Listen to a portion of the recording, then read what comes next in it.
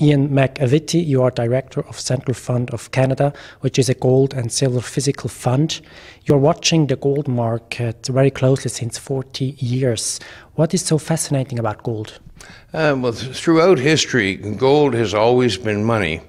And in many respects, as various currencies rise and fall, losing purchasing power, gold has always been regarded as the safest final currency, in part because when you own an ounce of gold, nobody owes it to you. There's no counterparty risk.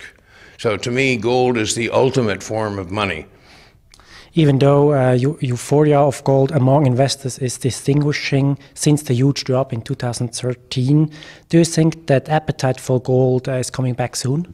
Oh, yes. The market sentiment for gold, there's various surveys of public sentiment for gold. It turned up back in 2001 when the gold price was only $400. It ran up and stayed up in the 80 to 90% bullish category up until September of 2011. And then it came down, and in the last 3 months, we've seen the lowest readings of percentage of bulls on gold, the lowest reading since 2001. So I think we've gone the full, shall we say, emotional roller coaster, and it started to stabilize over the year end. And yes, I think it will be coming back over the course of this year. And the way I often describe it, when people say, why will gold go up? I said, because of the mistakes the central bankers have yet to make, but I know they will make them.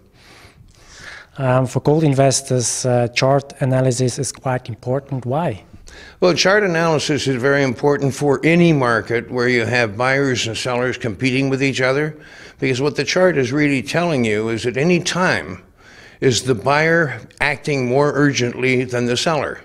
So that all a chart really is doing is it's showing the flow between supply and demand. It works for currencies, it works for interest rates, it works for gold, it works for stocks. And basically a trend will continue until the trend reverses.